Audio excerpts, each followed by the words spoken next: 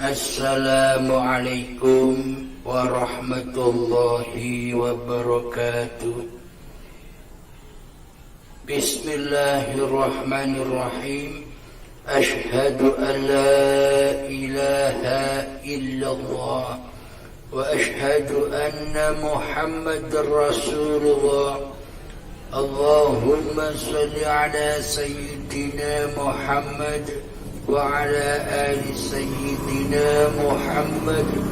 رب اشرح لي صدري ويسر لي أمري واحلل عقدة من لساني يفقهوا قولي آمين. بسم الله الرحمن الرحيم.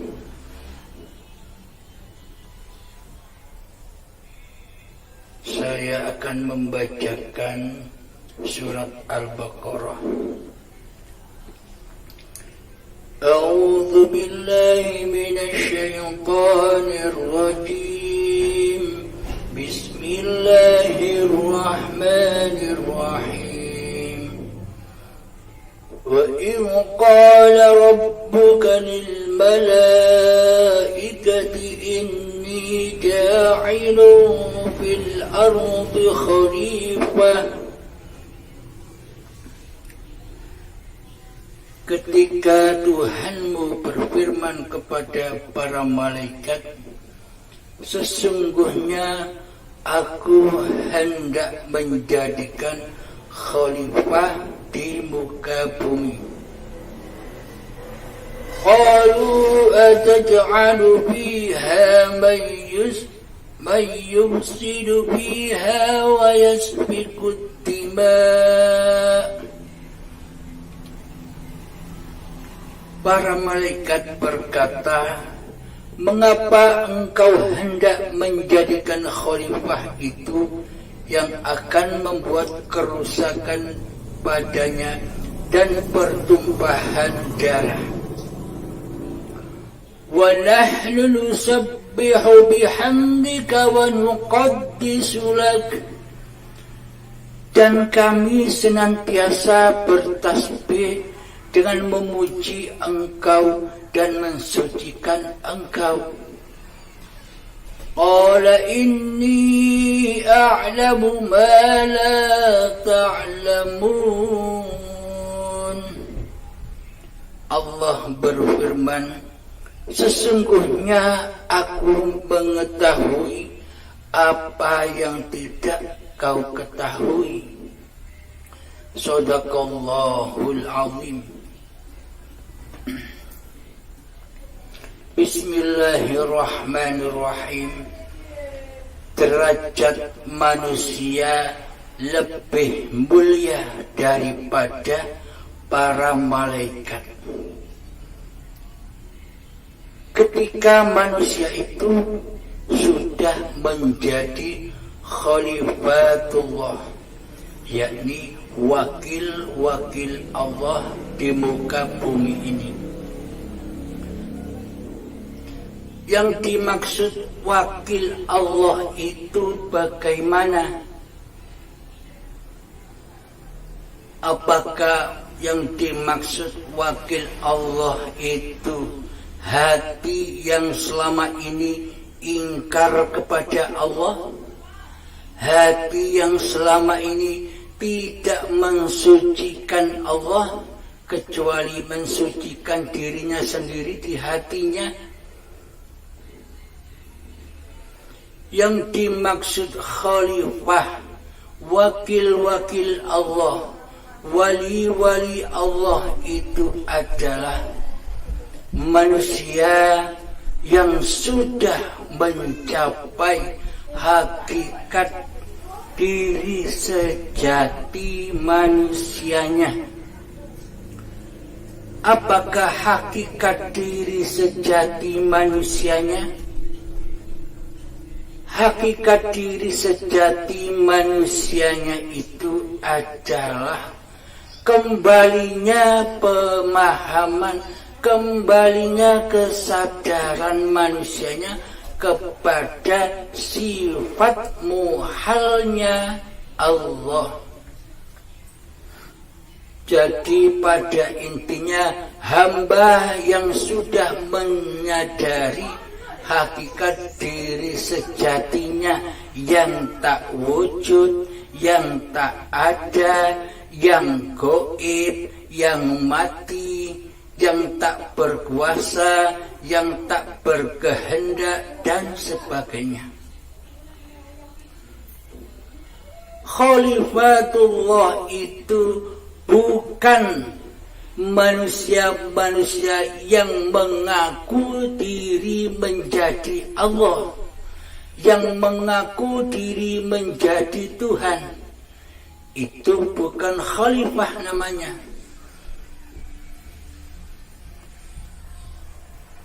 Khalifah Allah itu di hatinya sudah tak mengaku diri menjadi Allah. Karena yang ada di alam semesta ini hanyalah Allah saja. Namun bagi orang kebanyakan, namun bagi mayoritas manusia tidak merasa dirinya selama ini sudah mengaku jadi Allah, sudah mengaku dirinya jadi Tuhan, tapi tidak terasa. Mana buktinya? Buktinya adalah seluruh sifat wajib bagi Allah telah Ia kuasai, telah Ia miliki, telah Ia akui sebagai sifat manusianya. Contoh sifat wujud, wajib hanya bagi Allah saja yang wujud. Akan tetapi kebanyakan manusia mengaku dirinya yang wujud. Contoh Abdul Halim ini. Selama ini Abdul Halim ini merasa dirinya lebih wujud daripada Allah, merasa lebih ada daripada Allah. Kenapa? Karena selama ini Abdul Halimnya tidak sadar akan keberadaan Tuhannya, sehingga Abdul Halim ini hatinya merasa seolah-olah dirinya lah yang berkuasa, yang memiliki atas hidup dan badan ini, sehingga wujud diakui sebagai wujud Abdul Halimnya, hidup diakui sebagai hidup Abdul Halimnya, badan diakui sebagai wujud milik Abdul Halimnya, kuasa diakui sebagai kuasa Abdul Halimnya, kehendak, daya upaya dan ikhtiar diakui sebagai milik Abdul Halimnya, penglihatan diakui penglihatan milik Abdul Halimnya, pendengaran diakui sebagai pendengaran Abdul Halimnya, dan perkataan diakui sebagai kalam Abdul Halimnya. Selama ini, monggo silakan cek hati kita masing-masing, apakah demikian adanya? Bila demikian, sama dengan saya. Tidak terasa kita selama ini sudah ngaku-ngaku jadi Allah. Karena apa? Karena selama ini kita tidak mengenal Allah, kita tidak makrifat kepada Allah. Bila kita mengenal Allah, Bila kita bermakrifat kepada Allah, tentunya kita bisa mengabdi dan menyembah hanya kepada Allah. Bila kita tidak mengenal Allah, bila kita tidak bermakrifat kepada Allah, bila kita tidak pernah bertemu dengan Allah, bagaimana mungkin kita bisa menyembah Allah?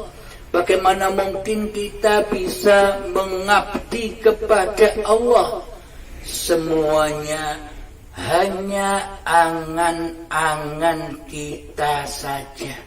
Seolah-olah kita bertuhan, seolah-olah kita beragama. Akan tetapi semuanya hanya syariatnya saja.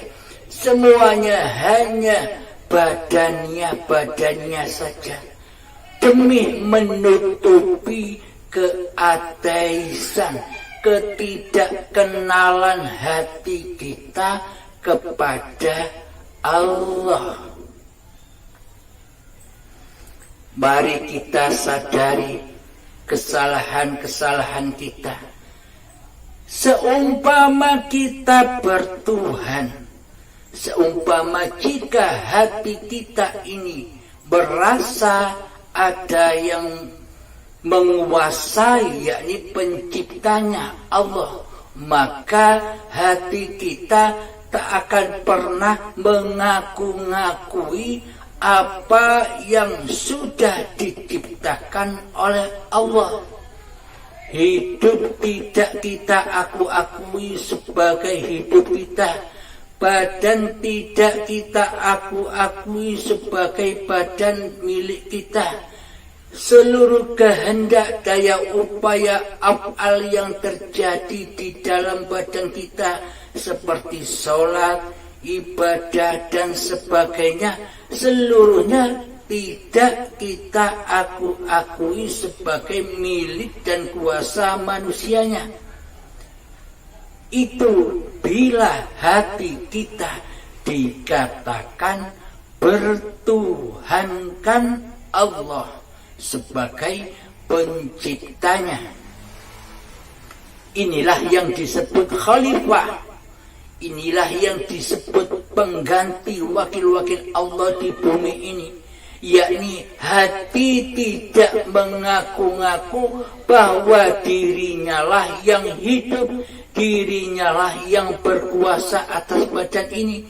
Semuanya kembali rojiun kepada Sang Pencipta. Akan tetapi kebanyakan manusia zahirnya saja mengatakan dirinya beragama dan bertuhan, syariatnya saja mengatakan dirinya telah beragama dan bertuhan. Akan tetapi hati kita selama ini masih ateis, yakni tak bertuhan. Karena yang dituhankan hakikatnya adalah dirinya sendiri, hawa nafsunya sendiri, yang disaksikan di dalam hati kita selama ini, yakni nama diri kita sendirilah yang mentuhani hidup dan badan ini. Karena apa? Karena kita merasa pemiliknya hidup dan badan ini. Nah, berarti selama ini kita tidak merasa sudah mengaku jadi Allah. Tidak terasa kan? Seolah-olah kita tidak mengaku jadi Allah. Akan tetapi perilaku hati kita selama ini seperti Allah. Seluruh sifat Allah sudah kita kuasai. Nah, bila kita sudah menyadari itu semua, mari kembalikan lagi, mari rojiunkan lagi, mari persembahkan kembali, mari abdikan kembali bahwa hidup ini Allah di dalam latihan zuhud kita, latihan mengheningkan diri, mengheningkan cipta-cipta diri manusia kita. Masuklah ke dalam diri bahwa hidup ini bukan hidup manusianya. Buktinya, bila hidup ini hidup manusianya, maka manusia tak akan pernah mati. Kenapa manusia itu mati? Pada hakikatnya, diri sejati manusia itu adalah benda mati. Sedangkan hidupnya badan ini karena dihidupi oleh Allah, bukan dihidupi oleh hidupnya manusia sendiri. Karena tak ada hidup kecuali Allah. Bismillahirrahmanirrahim. Siapakah Allah itu?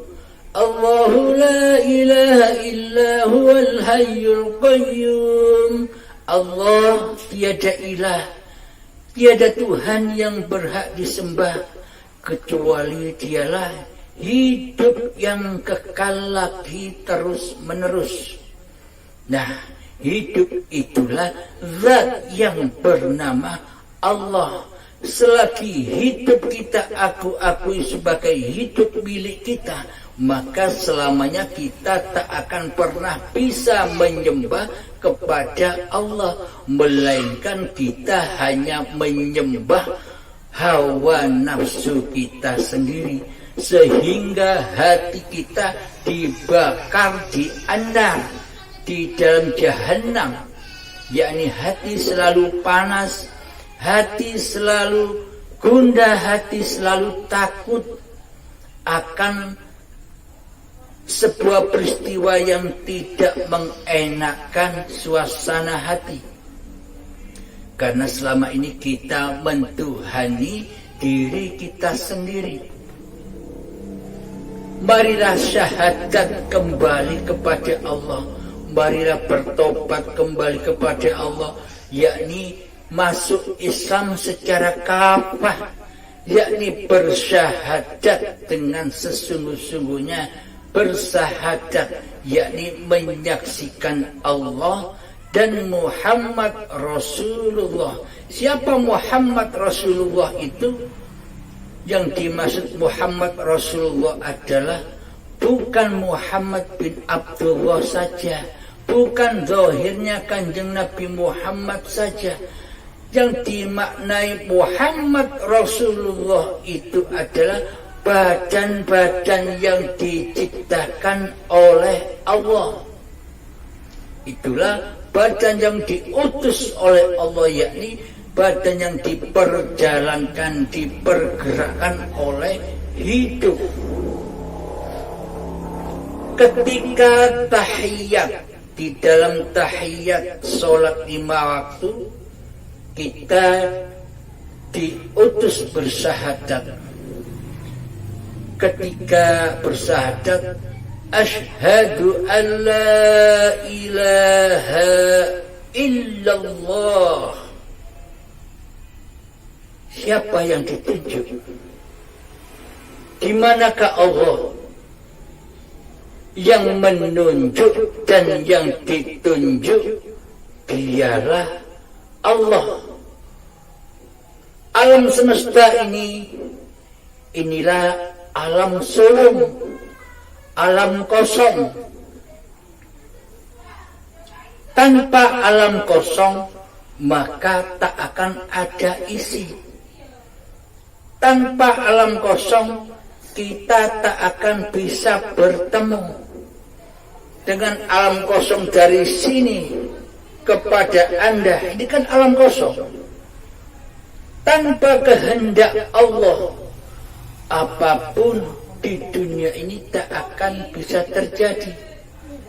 tanpa alam kosong, tanpa Allah, maka Anda tak akan tampak oleh saya, dan saya tak akan nampak oleh Anda. Ketika mata kita ditutup dengan rapatnya begini, kan tidak ada ruang kosong, berarti kan gelap gulita. Nah, ketika alam kosong itu ada, maka terciptalah segala sesuatu.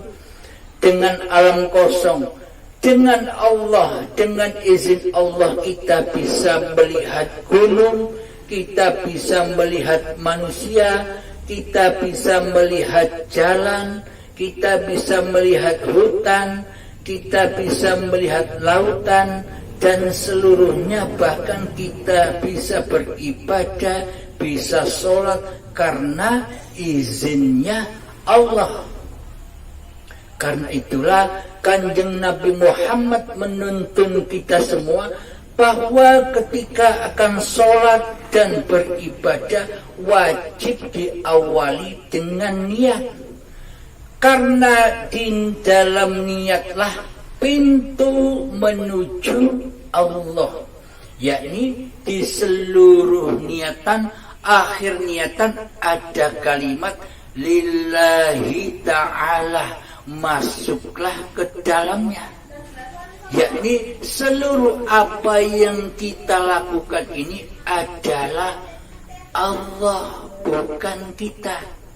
Inilah makna khalifatullah, wakil-wakil Allah di bumi, yakni hati selalu mensucikan Allah daripada diri kita sendiri. Hati selalu menghadirkan, menghudurkan Allah daripada menghadirkan hawa nafsu kita sendiri. Hati selalu memahabesarkan Allah ketimbang memahabesarkan diri kita sendiri. Itulah khalifatullah, yakni manusia termulia, lebih mulia daripada para malaikat. Demikian para sahabat, semoga saya dan kita semua akan selalu diridhoi dan dibimbing selalu oleh Allah Subhanahu wa ta'ala. Assalamualaikum warahmatullahi wabarakatuh.